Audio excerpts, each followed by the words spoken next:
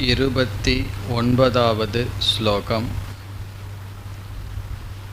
யதா பிரதீப்தம் ஜ்வலனம் பதங்காஹ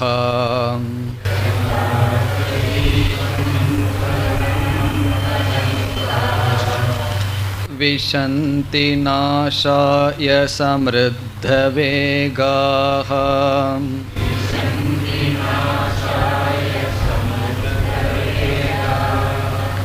ததைவ நாசாய விஷந்தி லோகாஹ.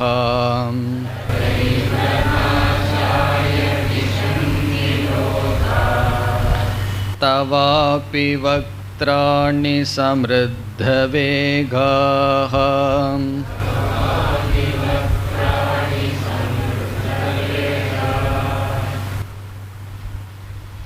அர்ஜுனன் பகவானுடைய விஸ்வரூபத்தை வர்ணித்து கொண்டு வருகின்றான். அப்படி வர்ணித்து கொண்டு வருகையில் அவனுடைய மனதில் 3 விதமான உணர்வுகள் அல்லது பாவனைகள் தோன்றின என்று நாம் பார்த்தோம். முதலில் விஸ்வரூபத்தை பார்த்து ஆச்சரியப்பட்டான். ஆச்சரியம் என்ற உணர்வுடன் சில வர்ணனைகள் செய்தான். அதை தொடர்ந்து அர்ஜுனனுக்கு வந்த உணர்வு பயம். ஆச்சரியத்தை தொடர்ந்து பயப்பட்டான். அந்த பயம் என்ற பாவனையுடன் இப்பொழுது அர்ஜுனன் பேசிக்கொண்டிருக்கின்றான். 30வது ஸ்லோகம் வரை பயம் என்ற உணர்வுடன் அர்ஜுனன் பகவானுடைய விஸ்வரூபத்தை வர்ணித்து வருகின்றான். நாம் சென்ற வகுப்புகளில் பயம் ஏன் வந்தது என்று பயத்தை பற்றி விசாரம் செய்தோம். இறைவனுடைய சிருஷ்டி செய்கின்ற தன்மையை பார்க்கும் பொழுது அவனுக்கு ஒரு மகிழ்ச்சி வருகின்றது. அதே ஈஸ்வரன் சம்ஹாரமும் செய்கின்றார். மரணம் என்ற தத்துவத்தை பார்க்கும் பொழுது பயப்படுகின்றான். ஈஸ்வரனிடம் 2 அம்சங்கள். ஒன்று சிருஷ்டி செய்வது, இனி ஒன்று அதற்கு முழுதும் முரண்பாடான அல்லது எதிரான சம்ஹார அம்சம். அந்த நாச அம்சமான ஈஸ்வரனுடைய ரூபத்தை பார்க்கும் பொழுது பயப்படுகின்றான். பிறகு வர்ணனையும் செய்கின்றான். 2 உதாரணத்தின் மூலமாக எப்படி இறைவனிடம் சென்று நாசத்தை அடைகிறார்கள் என்று வர்ணிக்கின்றான். அதில் எப்படி நதியானது கடலை நோக்கி வேகமாக செல்கிறதோ அப்படி இந்த வீரர்கள் பகவானை நோக்கி வேகமாக சென்று அந்த விஸ்வரூபத்திற்குள் தன்னை அழித்து கொள்கிறார்கள் என்று 28வது ஸ்லோகத்தில் கூறினான். பிறகு 29வது ஸ்லோகத்தில் பூச்சிகள் அல்லது சிறிய சிறிய கிருமிகள் எப்படி நெருப்பை நோக்கி வேகமாக சென்று தன்னை அழித்து கொள்கின்றதோ, யதா பிரதீப்தம் ஜ்வலனம் பதங்காஹா. பதங்காஹா என்றால் சிறிய பூச்சிகள் எப்படி ஜ்வலனம் நன்கு எரிந்து கொண்டிருக்கின்ற நெருப்பை நோக்கி விஷந்தி அதை அடைகின்றது. எதற்காக? நாசாய தன்னை நாசப்படுத்தி கொள்வதற்காக அடைகின்றது. அதுவும் மெதுவாக செல்கிறதா என்றால் சம்ருத்த வேகாகா, மிக விரைவாக தன்னை நாசப்படுத்தி கொள்ள அவைகள் செல்கின்றன. நம்முடைய வாழ்க்கையிலும் சில சமயங்களில் நம்மை நாசப்படுத்தி கொள்ள விரைவாக முயற்சி செய்வோம். அதற்கு யாராவது தடையாக வந்து இருந்தால் அவர்கள் மீதும் கோபம் வந்துவிடும். காரணம் என்ன? தந்தையிடம் ஒரு மாணவன் பணம் அதிகமாக கேட்கின்றான். எதற்கு? தன்னை நாசப்படுத்தி கொள்ள. தந்தை கொடுக்க மாட்டேன் என்றால் என்ன வருகின்றது? கோபம் வருகின்றது. அப்படி தன்னையே அழித்து கொள்ள எப்படி நாம் பல சமயங்களில் பிரவர்த்திப்பது போல் இந்த அரசர்கள் அனைத்தும் பகவானுடைய ஒளிர்கின்ற வாயுக்குள் சென்று நாசத்தை அடைகிறார்கள். ததைவ நாசாய விஷந்தி லோகாகா, இந்த உலகமே தன்னுடைய நாசத்திற்காக பகவானுடைய வாயை அடைகின்றது. சென்ற வகுப்பில் பகவானுடைய வாயெல்லாம் வர்ணிக்கப்பட்டது. கோரமான பற்களையுடைய வாயுக்குள் இந்த வீரர்கள் சென்று அடைகிறார்கள் என்று கூறினான்.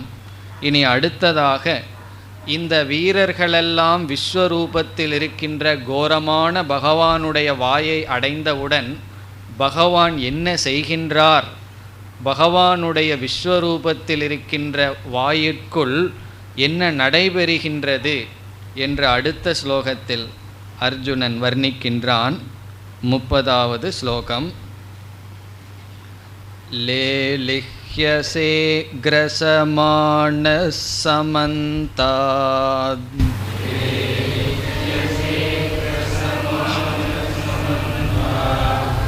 லோகான் சமக்ரான் வதனைர்ஜ்வலத்பிஹி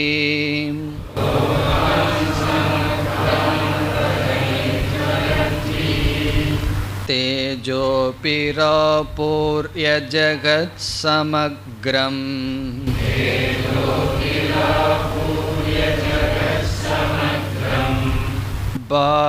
பாசஸ்தவோக்ரா பிரதபந்தி விஷ்ணோ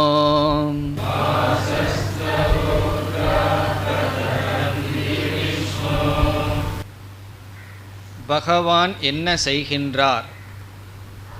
அங்கு இருக்கின்ற வீரர்களெல்லாம் பகவானுடைய வாயுக்குள் செல்லும் பொழுது பகவான் அதை சுவைக்கின்றார், அவர்களை அனைத்தும் மென்று முழுங்குகின்றார். அதை அர்ஜுனன் இங்கு கூறுகின்றான். லேலிஹ்யசே, லேலிஹ்யசே என்றால் சுவைக்கின்றார். தேன் நம்முடைய கையில் கிடைச்சா என்ன செய்வோம்? தேனை நம்ம குடிப்போமா? என்ன பண்ணுவோம்?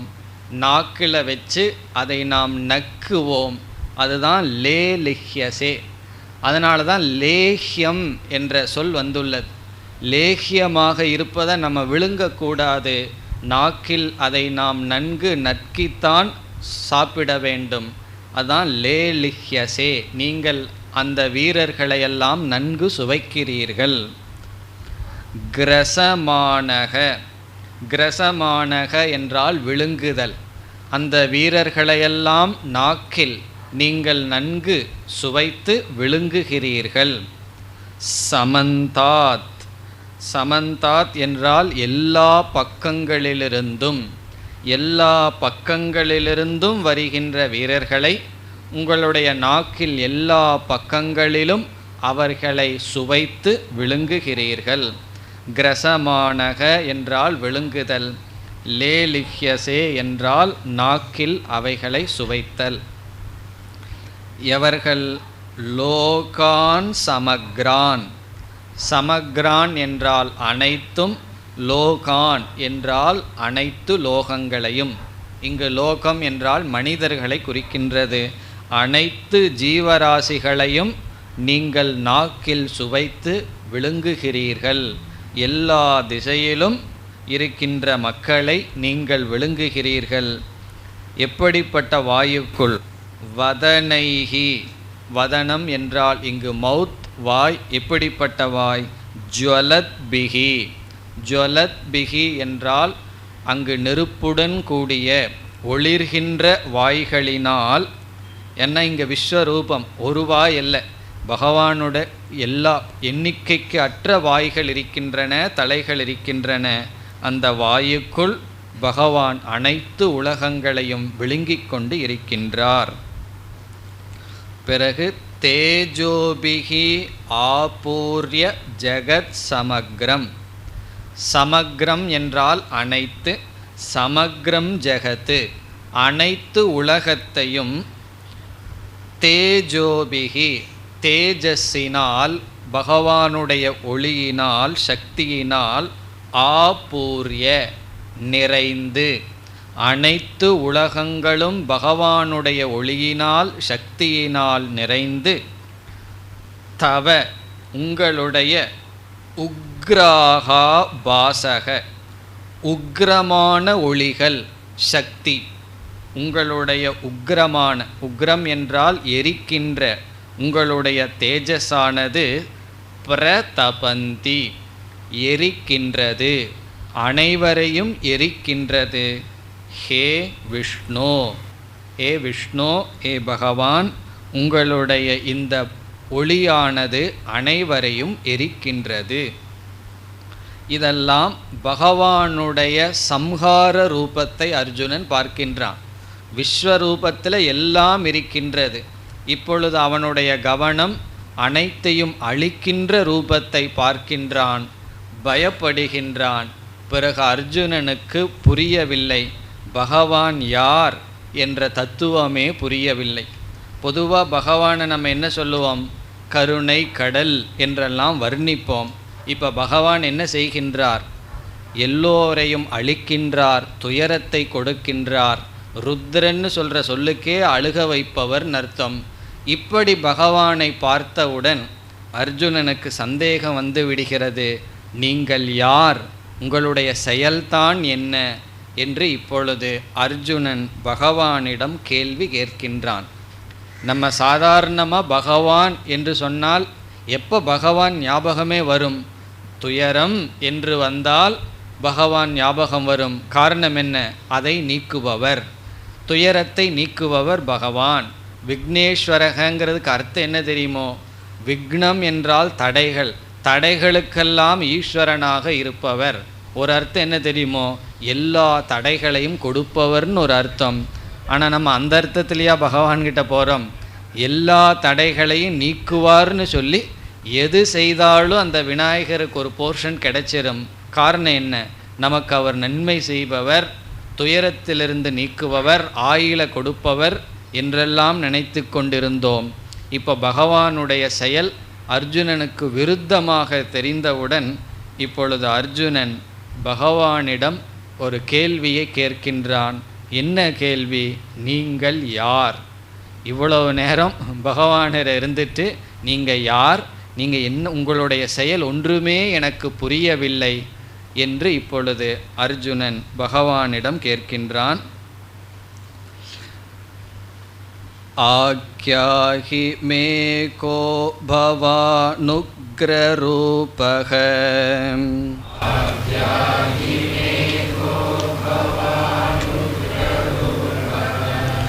நமோஸ்து தே தேவவர பிரசீத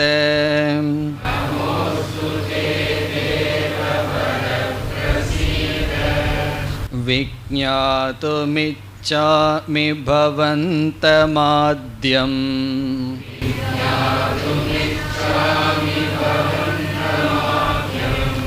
நஹி பிரஜானாமி தவ பிரவருத்திம்.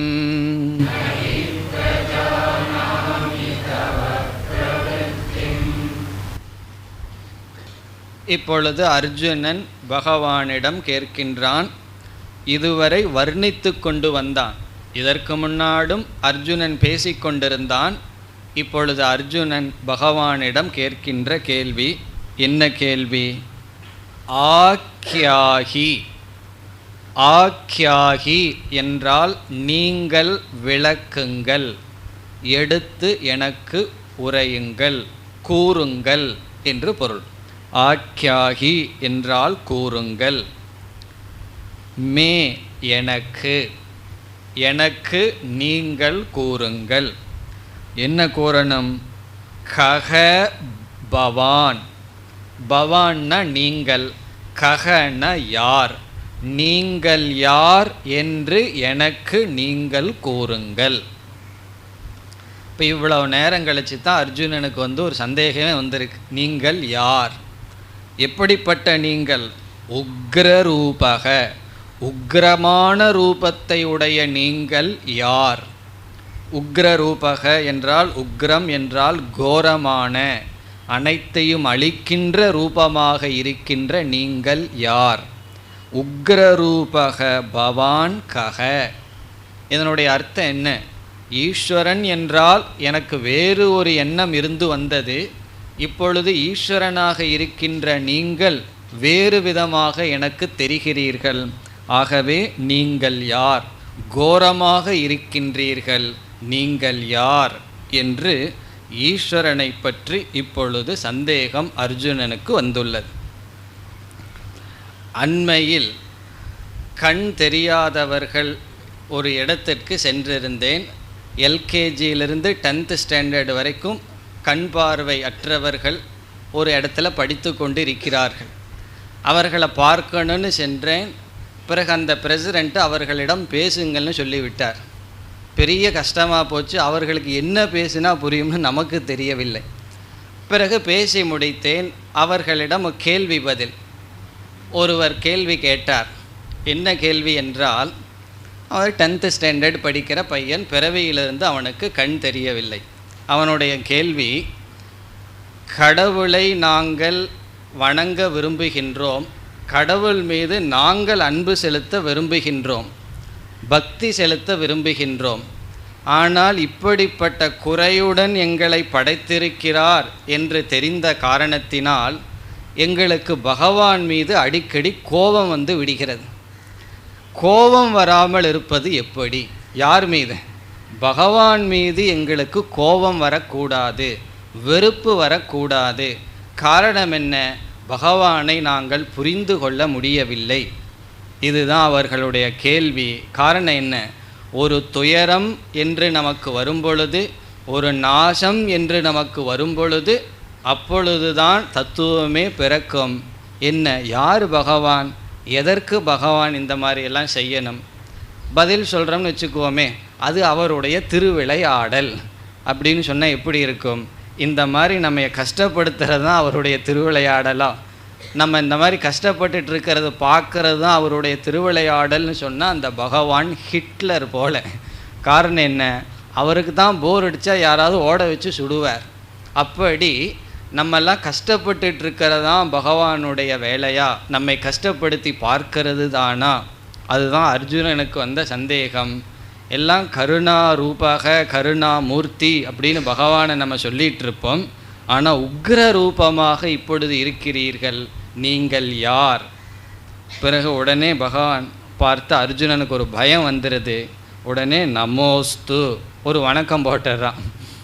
நீங்கள் யாருன்னு எனக்கு தெரியல, இருந்தாலும் உங்களுக்கு ஒரு நமஸ்காரம். நமக அஸ்து தே, உங்களுக்கு என்னுடைய நமஸ்காரம். தேவவர, தே என்றால் உங்களுக்கு, என்னுடைய நமஸ்காரம் இருக்கட்டும். தேவவர, தேவவர என்றால் தேவர்களுக்கெல்லாம் மேலானவரே. வர என்றால் மேலானவர், தேவவர என்றால் தேவர்களுக்கெல்லாம் மேலாக இருப்பவரே. பிரசீத, பிரசீத என்றால் எனக்கு நீங்கள் அருள் செய்யுங்கள், எனக்கு நீங்கள் அருள் செய்யுங்கள். பிரசீத. பிறகு நீங்கள் யார் என்ற கேட்ட கேள்வியையே அர்ஜுனன் மீண்டும் தெளிவுபடுத்துகின்றான். விக்ஞாதும் இச்சாமி, விக்ஞாதும் அறிவதற்கு, இச்சாமி நான் ஆசைப்படுகின்றேன், அறிவதற்கு நான் ஆசைப்படுகின்றேன். யாரை? பவந்தம், பவந்தம் என்றால் உங்களை, உங்களை அறிவதற்கு நான் ஆசைப்படுகின்றேன். எப்படிப்பட்ட நீங்கள்? ஆத்யம், ஆத்யம் என்றால் பகவானுக்கு லட்சணம். ஆத்யம் பவந்தம், ஆத்யம் மேலான, முதன்மையான, மேலான முதன்மையான உங்களை அறிவதற்கு நான் ஆசைப்படுகின்றேன். நகி பிரஜானாமி தவ பிரவருத்திம். பிறகு இனியொன்றும் எனக்கு தெரியவில்லை, உங்களுடைய செயலும் எனக்கு புரியவில்லை. நீங்கள் யார்னு எனக்கு புரியல, உங்களுடைய ஆக்டிவிட்டீஸும் எனக்கு புரியவில்லை. தவ பிரவருத்திம் என்றால் உங்களுடைய செயல், உங்களுடைய காரியம். நகி பிரஜானாமி, அதுவும் எனக்கு தெரியவில்லை. பிரஜானாமி என்றால் அறிகிறேன், நகி பிரஜானாமி என்றால் அறியவில்லை. உங்களுடைய தவ என்றால் உங்களுடைய, பிரவருத்தி என்றால் செயல், உங்களுடைய செயலும் எனக்கு புரியவில்லை, நீங்கள் யார் என்பதும் எனக்கு புரியவில்லை. ஆகவே அதை நான் தெரிந்து கொள்ள விரும்புகின்றேன். இது அர்ஜுனனுடைய கேள்வி. சென்ற ஸ்லோகத்துடன் பயம் என்ற உணர்வு முடிவடைகிறது. இப்பொழுது அர்ஜுனன் கேள்வி. இனி 3 ஸ்லோகங்களில் பகவான் பதில் சொல்வார். அதை கேட்டு அர்ஜுனனுக்கு 3வது பாவனை பக்தி என்ற உணர்வு வர இருக்கின்றது.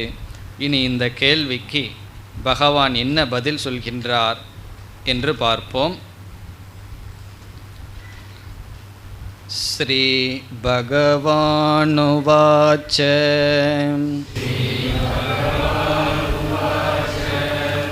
காலோஸ்மி லோகக்ஷயக்ருத் பிரவருத்தஹ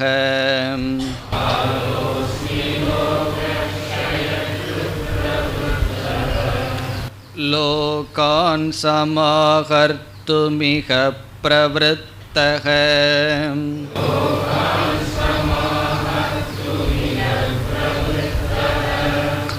ரிதேபி த்வாம் ந பவிஷ்யந்தி சர்வே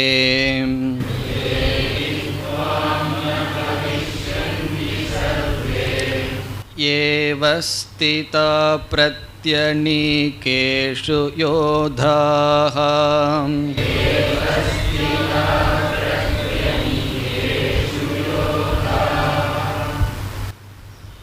நீங்கள் யார் என்ற கேள்விக்கு பகவான் பதில் சொல்கின்றார்.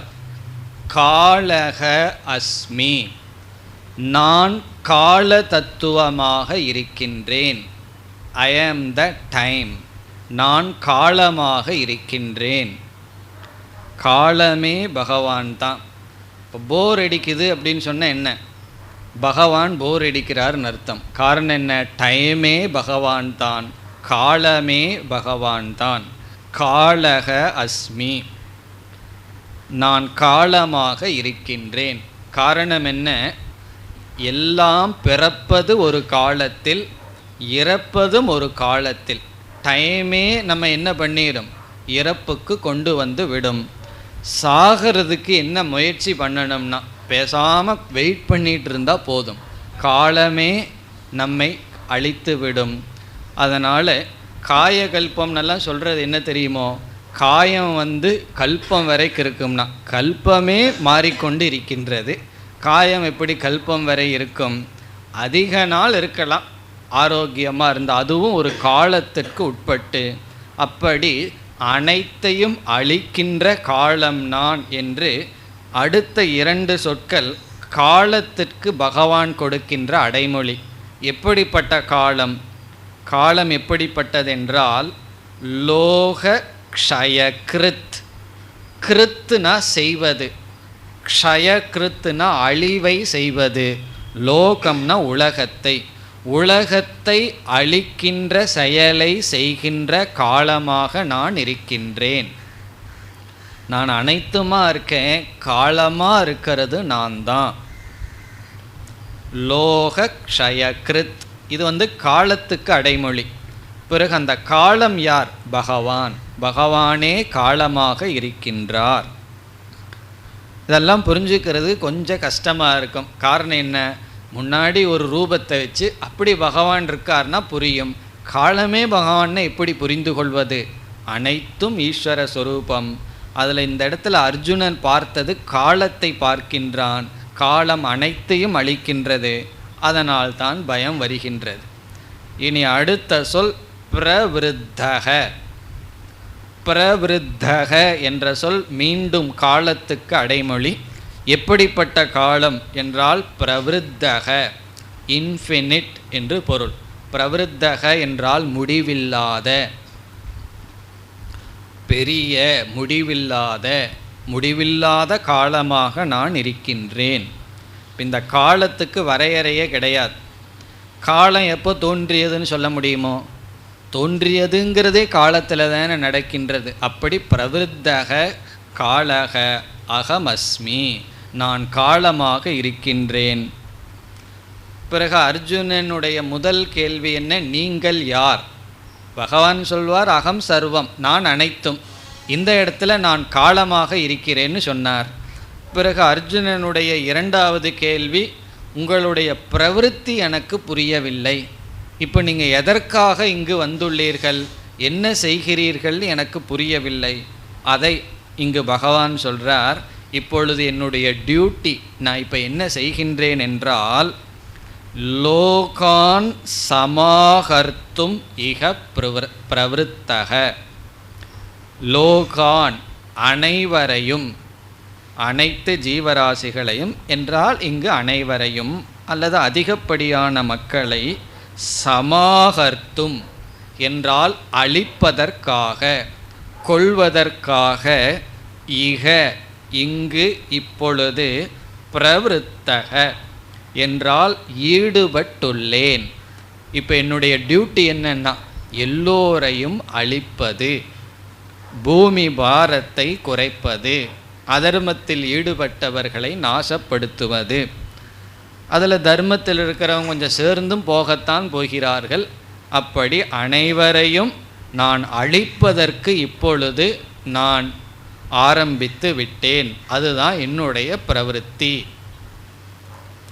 பிறகு அர்ஜுனன் நினைக்கலாம், எங்கிட்ட காண்டீவம் இருக்குது, உங்ககிட்ட என்ன இருக்குது, வெறும் குதிரையினுடைய கயிறு தான் இருக்குது, நீங்கள் எப்படி அழிக்க முடியும் என்றால், அர்ஜுனனுக்கு கொஞ்சம் ஓவர் கான்ஃபிடென்ஸ். கர்ணனுக்கு அதே ப்ராப்ளம் தான். ஒன்றா ஓவராக இருக்கும், இல்லை லெஸ்ஸாக இருக்கும். இந்த மீடியமாக இருக்கிறது என்றைக்குமே கஷ்டம்தான். இப்போ அர்ஜுனன் என்ன நினைக்கலாம், நான் தானே எல்லாத்தையும் அழிக்க போகிறேன், நீங்கள் யாருன்னு நினைக்கலாம். இப்போ இங்கு பகவான் சொல்கிறார், நீ இல்லாட்டியுமே அவர்களெல்லாம் இருக்க மாட்டார்கள். ரிதேபி துவாம், துவாம் ரிதே, நீ இல்லாமல் போனாலும். நான் காட்டுக்கு செல்கின்றேன் நல்லா ரொம்ப அடம் பிடிச்சான்னு வச்சுக்குவோமே, பகவான் சொல்லி பார்ப்பார், ஒழுங்காக உன்னுடைய கடமையை செய்யணும். செய்ய மாட்டேன் நான் போகிறேன்னு என்ன சொல்லிடுவார், போன்னு சொல்லிடுவார். காரணம் என்ன, ரிதே பித்வாம், நீ இல்லாவிட்டாலும் சர்வே ந பவிஷ்யந்தி, இங்கு யாரும் இருக்க போவதில்லை. உனக்கு எதிரில் இருப்பவர்கள் யாருமே உயிரோடு இருக்க போகிறதில்லை, நீ இல்லாவிட்டாலும். சில பேர் வீட்டில் அப்பப்போ பயப்படுத்துவார்கள், இந்த மாதிரி ரொம்ப தொல்லை கொடுத்த அப்படின்னு சொன்னால் நான் ஆசிரமத்துக்கு போயிடுவேன், ஏற்கனவே கீதை கிளாஸுக்கு போயிட்டுருக்கேன், எனக்கு 5-6 ஆசிரம அட்ரஸ் எல்லாம் தெரியும், அப்படியே சொல்லி பயமுறுத்துவார்கள். அப்படி பயமுறுத்துறதுலேருந்தே ஷூராக தெரிஞ்சுக்கலாம் போக மாட்டார்கள். காரணம் என்னென்னா, பயமுறுத்தும் போது மெதுவாக பயமுறுத்துவார்கள். சரி போயிருங்களேன், நீங்கள் இல்லைன்னா கொஞ்சம் சௌரியமாக இருக்கும் அப்படின்னு சொல்லிடுவாங்களோன்னு பயத்தில் பயமுறுத்துவார்கள். அப்படி இங்கே பகவான் அர்ஜுனங்கிட்ட சொல்கிறார், நீ இல்லைனாலும் கூட இவர்களெல்லாம் இருக்க மாட்டார்கள். அதனால் நான் காட்டுக்கு போகிறேன், கடமையை செய்யலின்னு சொன்னால், நீ இருன்னு நான் சொல்கிறது உன்னுடைய நன்மைக்காகத்தான். ஆகவே துவாம் ரிதே, நீ இல்லாவிட்டாலும் சர்வே, இங்கே இருக்கிறவங்க யாரும் ந பவிஷ்யந்தி, இருக்க போவதில்லை. யார், எவர்கள், ஏ எவர்கள், அவஸ்திதாக, அவஸ்திதாகன இங்கு இருக்கிறார்கள், இங்கு கூடியிருக்கிறார்கள். எவர்கள், பிரத்யனீகேஷு, அநீகம் என்றால் போர்க்களம், பிரத்யனீகம் என்றால் இரண்டு பக்கத்திலும் இருக்கின்ற கௌரவர்கள் பாண்டவர்கள், இந்த இரண்டு பக்கத்திலும் இருக்கின்ற யோதாகா வீரர்கள். யோதாகான வீரர்கள், இந்த இரண்டு படைகளுக்குள்ளும் இருக்கின்ற எந்த வீரர்கள் இங்கு அமர்ந்திருக்கிறார்களோ, அதாவது அணிவகுத்து நின்று கொண்டிருக்கின்றார்களோ, அவர்கள் நீ இல்லாவிட்டாலும் இருக்க மாட்டார்கள். இப்போ அர்ஜுனன் என்ன நினச்சிட்ருக்கான், நான் தான் கர்த்தா, நான் தான் இவர்களையெல்லாம் கொள்கின்றேன், பாவம் எனக்குத்தான், நீங்கள் பாட்டுக்கு கொல்லுங்கன்னு சொல்லிட்டு போய்க விடுவீர்கள், ஆகவே நான் இவர்களை கொல்ல விரும்பவில்லை என்றெல்லாம் நினைக்கின்றான். அதனால் பகவான் சொல்கிறார், நீ இல்லாவிட்டாலும் இவர்கள் இருக்க மாட்டார்கள். ஆகவே நீ என்ன செய்ய வேண்டும் என்று அர்ஜுனனுக்கு ஒரு அட்வைஸ், ஒரு உபதேசம் செய்கின்றார். அடுத்த ஸ்லோகத்தில் 33, தஸ்மாத்வமுத்திஷ்ட யசோ லபஸ்வ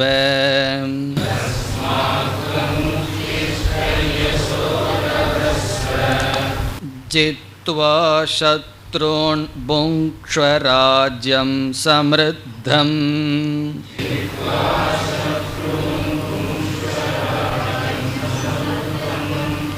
மயைவைதே நிகிதாः பூர்வமேவ.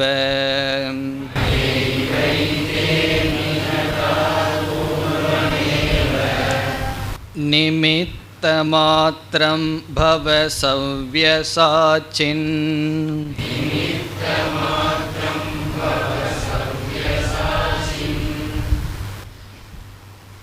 அர்ஜுனனுக்கு நேரடியாக ஒரு அட்வைஸ், நீ இப்பொழுது என்ன செய்ய வேண்டும் அதை சொல்கின்றார். தஸ்மாத், ஆகவே. ஆகவே, ஆகவே என்றால் என்ன? என்னுடைய இப்பொழுது செயலே இவர்களை அழிப்பதுதான். நீ இல்லாவிட்டாலும் இவர்களை நான் அழிக்கத்தான் போகின்றேன். ஆகவே துவம் உத்திஷ்ட, நீ எழுந்திரு. உத்திஷ்ட என்றால் எழுந்திரு, சோர்வாக அமர்ந்திருக்க வேண்டாம். துவம் உத்திஷ்ட, நீ எழுந்திரு. யசக லபஸ்வ, லபஸ்வ என்றால் அடைவாயாக, யசக என்றால் புகழை, நீ புகழை அடைவாயாக. காரணம் என்ன?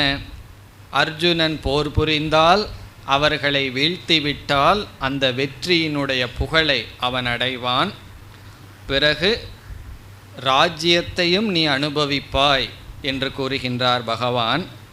ஜித்துவா சத்ருன், சத்ருன் பகைவர்களை, ஜித்துவா வென்று, பகைவர்களை வென்று, சம்ருத்தம் ராஜ்யம், சம்ருத்தம் என்றால் செழிப்பான, ராஜ்யம் நாட்டை, ராஜ்யத்தை, புங்க்ஷ்வ அனுபவிப்பாயாக, செழிப்பான ராஜ்யத்தை நீ அனுபவிப்பாயாக, நீ புகழை அடைவாயாக, பகைவர்களை வென்று ராஜ்யத்தை அனுபவிப்பாயாக. பிறகு அர்ஜுனனுக்கு சந்தேகம் வந்துடலாம், கண்டிப்பாக நீங்கள் வெற்றி எனக்கு தான்னு சொல்கிறீர்களா, அல்லது இந்த கர்ணன் வேற இருக்கானே அவனை பார்த்து அர்ஜுனனுக்கு கொஞ்சம் பயமும் வேற இருக்குது. ஆகவே இந்த எனக்கு தோல்வியும் வந்துவிடலாமா என்ற பயம் வரும் பொழுது பகவான் இந்த இடத்துல தெளிவுபடுத்துகிறார். உனக்கு தோல்வி வராது, கண்டிப்பாக வெற்றிதான். காரணம் என்ன? ஏற்கனவே அவர்களை நான் கொன்று விட்டேன் அப்படின்னு சொல்கின்றார். மயா ஏவ ஏதே நிகிதாகா. ஏதே என்றால் இவர்கள், இங்கு இருக்கிறவர்களெல்லாம் மயா ஏவ என்னாலேயே, நிகிதாகா கொல்லப்பட்டிருக்கிறார்கள்.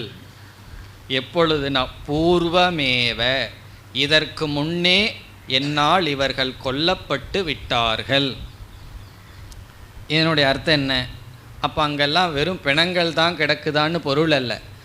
அவர்கள் என்னால் கொல்லப்பட்டு விட்டார்கள்னா அவர்களுடைய மரணத்தை நான் நிச்சயம் செய்து விட்டேன். அவர்கள் ஏற்கனவே என்னால் கொல்லப்பட்டவர்களாக இருக்கிறார்கள். பூர்வமேவ, இதற்கு முன்னாடியே என்னாலேயே அவர்கள் கொல்லப்பட்டிருக்கிறார்கள். காரணம் என்ன? தர்மம் எங்கு இருக்கோ அங்கு வெற்றி, எங்கு அதர்மம் இருக்கோ அங்கு தோல்வி. முழு இதிகாசம் புராணத்திலிருந்து நம்ம மைய கருத்தை எடுக்க வேண்டியது ஒரே ஒரு கருத்து தான், வெற்றி தர்மத்திற்கு. இது நமக்கு அவ்வளோ சுலபமாக புரிகிறதில்லை.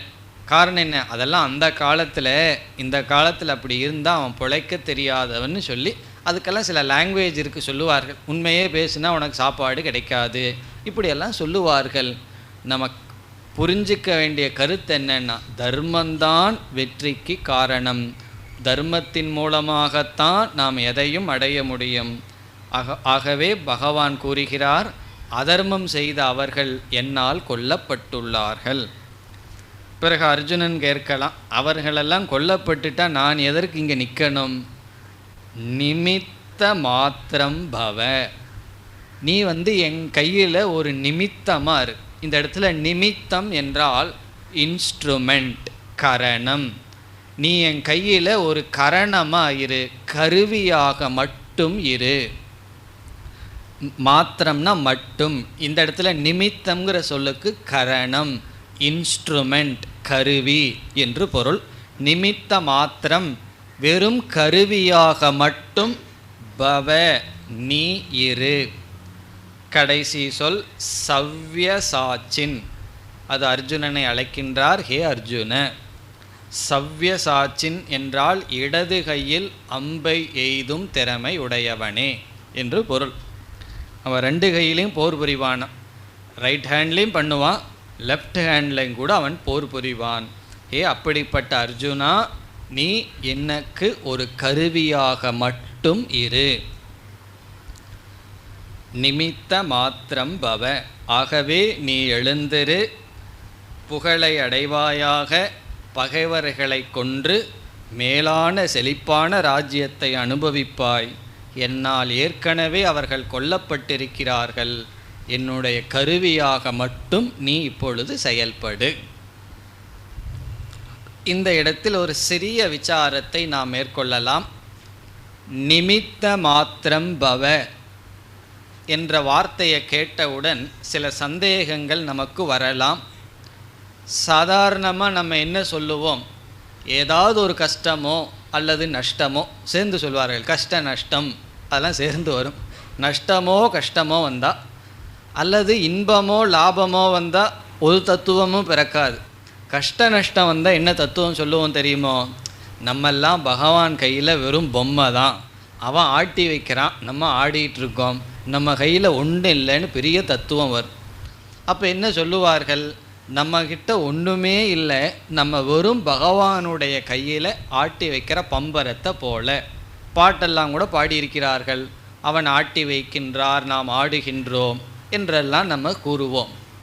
இப்போ இந்த இடத்துல எப்படிப்பட்ட ஒரு தத்துவத்தை மனிதர்கள் நினைக்கிறார்கள்னா, நம்மக்கிட்ட எந்த ஃப்ரீ வில்லும் கிடையாது, எந்த முயற்சியும் கிடையாது, பகவான் என்ன செய்கிறாரோ அதுபோல் நம்ம ஆடிக்கொண்டிருக்கின்றோம், நம்ம கையிலிருந்து ஒன்றுமே இல்லை என்ற ஒரு எக்ஸ்ட்ரீமுக்கு சென்று விடுவார்கள். இதை படித்தா அப்படித்தான் இருக்குது. என்ன சொல்கிறார் பகவானும், நீ என்கிட்ட ஒரு கருவியாக மட்டும் இரு என்று சொல்கின்றார். இப்பொழுது நமக்கு வருகின்ற சந்தேகம், ஜீவர்களாகிய நாம் பகவானுக்கு கீழே வெறும் கரணமாக இருக்கிறோமா அல்லது நாம் கர்த்தாவாக இருக்கிறோமா என்பது தான் இப்போ கேள்வி. நம்மக்கிட்ட கர்த்திருவமும் இருக்கா அல்லது நம்ம வெறும் கரணம் தானா? இந்த ரெண்டுக்குள்ள வித்தியாசம் என்ன? கர்த்தாவுக்கும் கரணத்துக்கும் உள்ள வித்தியாசம் என்ன? இப்போ நம்ம பேனாவை கையில் வச்சுட்டு எழுதிட்டுருக்கோம். கர்த்தா நம்ம, அந்த பேனா கரணம். கரணம்னா என்ன? இன்ஸ்ட்ருமெண்ட். அந்த பேனாவுக்கு எந்த சுதந்திரமும் கிடையாது. நீங்கள் என்ன எழுதுறீங்களோ அதைத்தான் எழுதும். அது பாட்டுக்கு எழுத ஆரம்பிச்சதுன்னு வச்சுக்கோமே, அது பாட்டுக்கு நோட்ஸ் எடுக்க ஆரம்பிச்சதுன்னா நீங்கள் ஒன்று எழுத அது ஒன்று எழுத என்ன ஆகும்? அப்போ கரணத்தினுடைய ஸ்டேட்டஸ் முழுமையாக கர்த்தாவை சார்ந்து இருக்கிறது தான் கரணம். இப்போ இன்ஸ்ட்ருமெண்ட்டுக்கும் கர்த்தாவுக்கும் கரணத்துக்குள்ள வேறுபாடு பார்க்குறோம். நீங்கள் தான் முடிவு செய்கிறீர்கள் என்ன எழுதலாம் என்ன எழுத வேண்டாம்.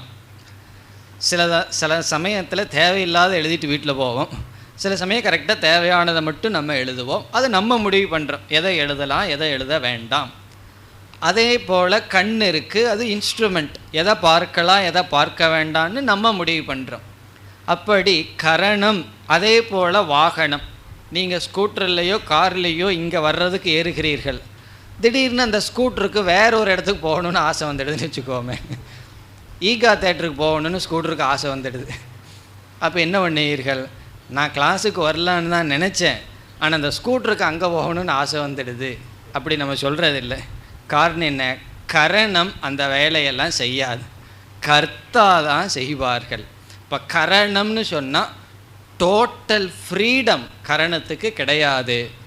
கர்த்தாவினுடைய லட்சணம் பாணினியே கிராமரில் சொல்கிறார், ஸ்வதந்தரக கர்த்தா. இது ஒரு பாணினி சூத்திரம். அது என்ன சொல்கிறார்? கர்த்தாவுக்கு அவர் கொடுக்குற லட்சணமே ஸ்வதந்தரக கர்த்தா. சுதந்திரமாக இருக்கிறவன் தான் கர்த்தா. அப்போ நம்ம கர்த்தா அப்படின்னா நமக்கு சுதந்திரம் இருக்குது. கரணம் என்றால் நமக்கு சுதந்திரம் இல்லை. நம்ம பல சமயம் என்ன தத்துவத்தை எடுத்துக்குவோம், நம்ம கரணம்ங்கிற தத்துவத்தில் எடுத்துட்டு நமக்கு ஒரு சாய்ஸும் கிடையாது, ஒரு சுதந்திரம் கிடையாதுன்னு சொல்லுவோம். இப்போ கேள்வி, நம்ம கரணமா கர்த்தாவா? இதில் கர்த்தா தான் அப்படிங்கிறது பதில். அதை புரிஞ்சுக்கிறதுக்கு சில குழு பார்ப்போம். எப்படி நம்ம கர்த்தா என்றால், கர்த்தாவுக்குத்தான் என்ன இருக்குது, தேர்ந்தெடுக்கிற உரிமை இருக்குது. இதை செய்யலாம், இதை செய்ய வேண்டாம், சாய்ஸ். அது கரணத்துக்கு கிடையாது.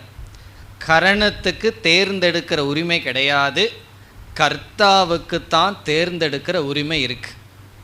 இப்போ நம்ம கரணமாக இருந்தால் எதையுமே சூஸ் பண்ண முடியாது, எதை செய்யணுமோ அதை அப்படியே செஞ்சிட்ருப்போம். கர்த்தாவாக இருந்தால் தான் நமக்கு சாய்ஸுங்கிறது ஒன்று இருக்குது, சூஸ் பண்ண முடியுது.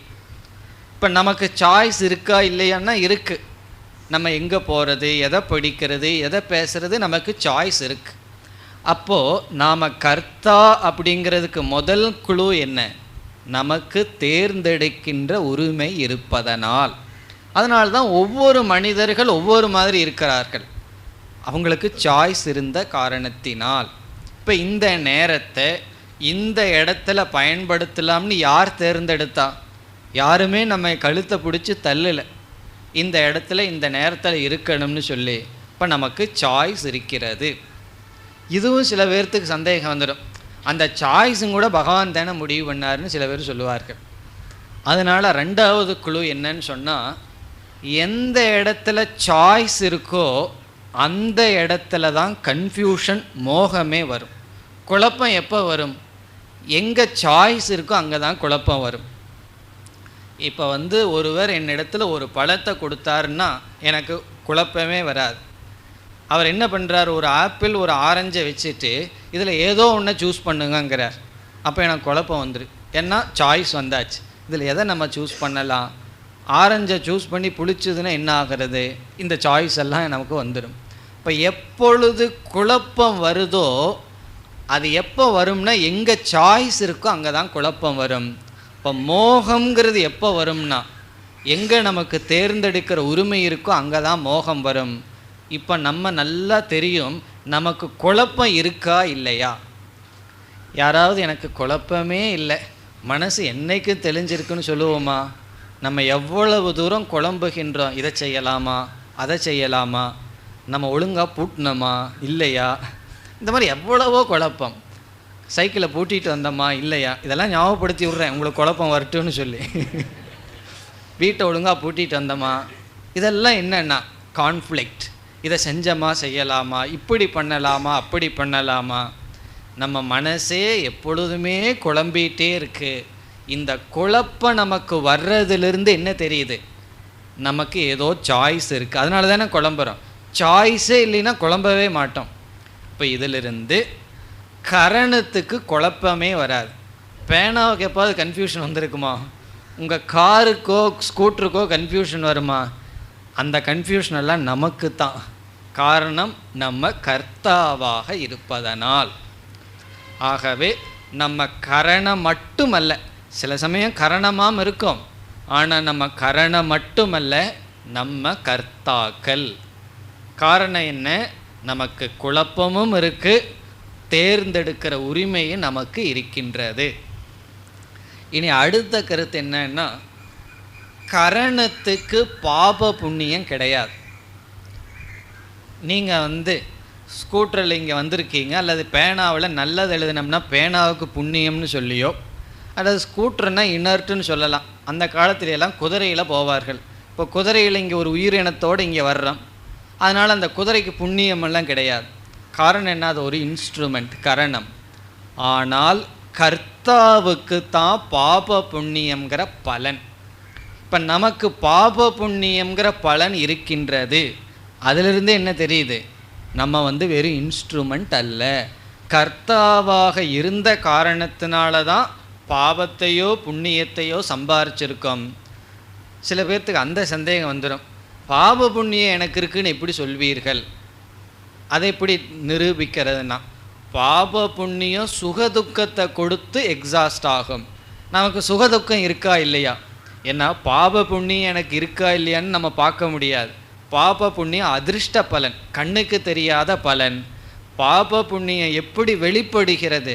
சுகத்தை கொடுத்து துக்கத்தை கொடுத்து வெளிப்படுகிறது. ஆகவே சுக துக்கத்தை நம்ம அனுபவிக்கிறதுனால அதற்கு காரணமான பாப புண்ணியம் நமக்கு இருக்குன்னு புரிஞ்சுக்கிறோம்.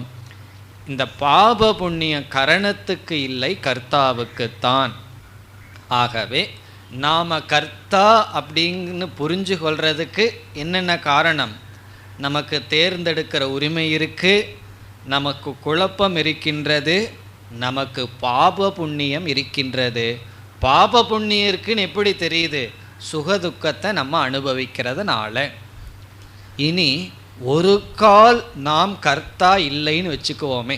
இப்போ இந்த 3 கருத்தும் 3 பாயிண்ட்டும் நாம் கர்த்தான்னு நிலைநாட்ட ஒரு கால் கற்பனை பண்ணுறோம், நம்மெல்லாம் கர்த்தா இல்லை, நம்மெல்லாம் வெறும் இன்ஸ்ட்ருமெண்ட், கரணம் தான்னு சொன்னால், அடுத்த கேள்வி யார் கர்த்தா? நம்ம வெறும் இன்ஸ்ட்ருமெண்ட் கரணம் தான்னு சொன்னால், கர்த்தா யாருன்னா ஜீவனை விட்டால் இருக்கிறது ஈஸ்வரன் தான். ஜெகத்து ஜடம், நம்ம அனுபவிக்கிறதுக்கான ஃபீல்டு. இப்போ இருக்கிறதே 3 தத்துவம் தான், ஈஸ்வரன், ஜெகத், ஜீவன். இப்போ ஜெகத்து இனர்ட் பிரின்சிபிள், ஜடமானது. நம்ம ஜீவர்கள், நம்மவும் கரணமாயிட்டோம். அப்போ இருக்கிற அறிவு சொரூபமான ஆள் யார்? ஈஸ்வரன் ஒருத்தந்தான். அப்போ ஈஸ்வரன் என்ன ஆயிடுவார்? அவர் கர்த்தாவாக மாறி விடுவார். அவர் கர்த்தா ஆயிட்டா என்ன ஆகும்னா, அவருக்கு சாய்ஸ் இருக்கும், அவருக்கு குழப்பம் இருக்கும், அவருக்கு பாவ புண்ணியம் வந்துடும். அப்போ அவர் யாருன்னா குழம்பிட்டு இருப்பார். நம்ம சின்ன குழப்பம், சின்ன மூளை, சின்ன குழப்பம். அவருக்கு எல்லா மூளையும் அவருடைய மூளை. இப்போ அவருடைய குழப்பம் எப்படி இருக்கும்னா பெரிய குழம்பியாக இருப்பார். யார்? ஈஸ்வரன். அவர் எல்லா நேரம் கான்ஃப்ளிக்டோடு இருப்பார். இதை பண்ணலாமா, இவனுக்கு அதை கொடுக்கலாமா, இதை கொடுக்கலாமா. நமக்கு கீழே 4 பேர் வேலை செஞ்சால் யாருக்கு என்ன வேலை கொடுக்கறதுல எவ்வளோ கஷ்டப்படுறோம். பகவானுக்கு எவ்வளோ கஷ்டம் இருக்கும். இந்த கொசுவை இவனுக்கு அடிக்க வைக்கலாமா, இதெல்லாம் பகவான் திட்டம் போட்டுட்ருப்பார். என்ன பண்ணலாம், பெரிய கான்ஃப்ளிக்டாக இருக்கும். அப்போ ஈஸ்வரன் யாருவார்? ஈஸ்வரன் சம்சாரியாக மாறிடுவார். எப்பொழுதுனா நாம் வெறும் இன்ஸ்ட்ருமெண்ட்டாக இருந்தால், நாம் வெறும் கரணமாக இருந்தால் பாப புண்ணிய ஈஸ்வரனுக்கு போகும், மோகம் ஈஸ்வரனுக்கு போகும், பிறகு சாய்ஸ் ஈஸ்வரனுக்கு போகும். அது போகக்கூடாது, போகாது. காரணம் என்ன? நமக்குத்தான் பாப புண்ணியம், நமக்குத்தான் மோகம் இருக்கிறது, நமக்குத்தான் என்ன இருக்கின்றது? சாய்ஸ் இருக்கின்றது. ஆகவே என்ன புரிஞ்சுக்கிறோம்? நாம் கர்த்தா, கரணம் அல்ல. இந்த இடத்துலையும் குழப்பம் இருக்குது. நாம் கரணம் இல்லைன்னா சில சமயம் சாய்ஸே இல்லையேன்னா, சாய்ஸ் இல்லாத சூழ்நிலையை கர்த்தாவாகிய நாம் ஏற்படுத்தி கொள்கின்றோம். கர்த்தான்னு சொன்னால் நமக்கு சாய்ஸ் இருக்குது. எதுக்கு சாய்ஸ் இருக்குது? முக்தி அடைகிறதுக்கு சாய்ஸ் இருக்குது, பந்தப்படுறதுக்கும் சாய்ஸ் இருக்குது. பந்தப்படுறதுக்கு என்னென்ன பண்ணணுமோ அதையெல்லாம் பண்ணினதுக்கப்புறம் நான் இப்போ பந்தப்பட்டுருக்கிறேன்னேனா அது கர்த்தாவினுடைய செயல். ஆகவே சில சமயங்களில் நம்ம கரணம்னு நினைக்க ஏன் தோணுதுன்னா, கர்த்தாவாக இருந்து சில சமயங்களில் அகப்பட்டு கொள்வோம். அப்போ என்ன ஆகும்னா, அப்போ அகப்பட்டு கொண்ட உடனே நமக்கு சாய்ஸ் இல்லாமல் போகுது. இப்போ சாய்ஸ் இல்லாத சூழ்நிலையை உருவாக்கி அதில் சிக்கிட்டது யாருன்னா நம்ம தான். அதில் போய் அகப்பட்டு கொண்டோம். அப்போ தான் இந்த எண்ணம் நமக்கு தோணுது, நம்ம வெறும் கருவிதானா, நம்ம கையில் ஒன்றுமே இல்லையா என்று தோன்றும். இப்போ ஒரு சர்வெண்ட் இருக்கான், அவன் மாஸ்டர் சொன்னதையெல்லாம் கேட்கணும்னா நான் வெறும் சர்வெண்ட்டு தானு நினைக்க தோணும். ஆனால் இவர் மாஸ்டர், இவர் சொல்கிறதையெல்லாம் கேட்கலான்னு முடிவு பண்ணுறது கர்த்தா தான். அவன் நினச்சா விலகி போயிருக்கலாம், ஆனால் ஏதோ ஒரு சூழ்நிலையில் அவங்கிட்ட அகப்பட்டு விடுவான், கொத்தடிமையை போல. பிறகு அவன் என்ன நினைக்க தோணும்? நமக்கு சாய்ஸ் இல்லை என்று நினைக்க தோன்றும். வாழ்க்கையில் ரகசியம் என்னன்னா, சாய்ஸை வச்சுட்டு பல சமயம் சாய்ஸ் இல்லாத சூழ்நிலையை நம்ம சூஸ் பண்ணிடுவோம். நம்ம சாய்ஸை எப்படி பயன்படுத்துகிறோம்? சாய்ஸ் இல்லாத சூழ்நிலையில் நம்ம அகப்பட்டு கொள்வோம். இந்த செஸ் விளையாடுறது போல். செஸ் விளையாடிட்டு இருக்கும்போது அந்த ராஜா எப்படி அகப்பட்டு கொள்வார்னு அவருக்கு ஃபுல் சாய்ஸ் இருக்குது. அவங்க மந்திரிகளை எல்லாம் எப்படி பயன்படுத்தலான்னு.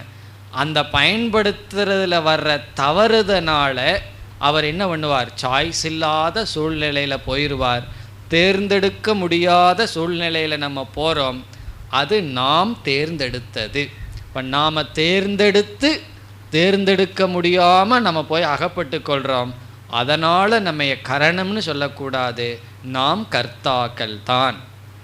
இப்போ ஜீவர்களுக்கு இதை செய்யலாம், இதை செய்யக்கூடாது, இங்கு போகலாம், இதை போகக்கூடாது, இதை பார்க்கலாம், இதை பார்க்கக்கூடாது, இப்படி வாழலாம், இப்படி வாழக்கூடாதுங்கிற சாய்ஸ் இருக்குது. அதனால தான் தர்மசாஸ்திரமே உபதேசிக்கப்பட்டிருக்கு. நாம் வெறும் கரணமாக இருந்தால் தர்மசாஸ்திரம் வியர்த்தமாயிரும். எதுக்கு தர்மசாஸ்திரம்? கரணத்துக்கு தர்மசாஸ்திரம் கிடையாது. யாருக்கு சாய்ஸ் இருக்கோ அவர்களுக்கு தான் தர்மசாஸ்திரம். இப்போ தர்மசாஸ்திரமே பயனற்றதாகிவிடும். இப்போ வேதத்தினுடைய முதல் பாகமே பயனற்றதாகும். எப்பொழுது? நாம் வெறும் கரணமாக இருந்தால். நாம் கர்த்தாவாக இருக்கிறதுனால தான் தர்மசாஸ்திரம். பிறகு கடைசி கருத்து, கரணத்துக்கு பந்தமும் இல்லை, கரணத்துக்கு மோட்சமும் கிடையாது. இன்ஸ்ட்ருமெண்ட்டு பந்தப்படுறதும் இல்லை, இன்ஸ்ட்ருமெண்ட்டுக்கு முக்தியும் கிடையாது. கர்த்தாவுக்கு தான் பந்தம், கர்த்தாவுக்கு தான் மோட்சம். இப்போ சாஸ்திரம் நமக்காக இருக்குன்னு சொன்னால் நம்ம கர்த்தா. காரணம் நம்ம பந்தப்படுறோம். கர்த்தா தான் தன்னை பந்தத்துக்குள்ளே வைத்து கொள்ளலாம். அந்த கர்த்தா தான் சரியான அறிவு, சரியான முயற்சியில் தன்னை முக்திக்கும் கொண்டு வரலாம். ஒரு கால் நம்ம கர்த்தாவாக இல்லைன்னு நம்ம சொன்னோம்னா என்னென்ன தோஷம் வரும்?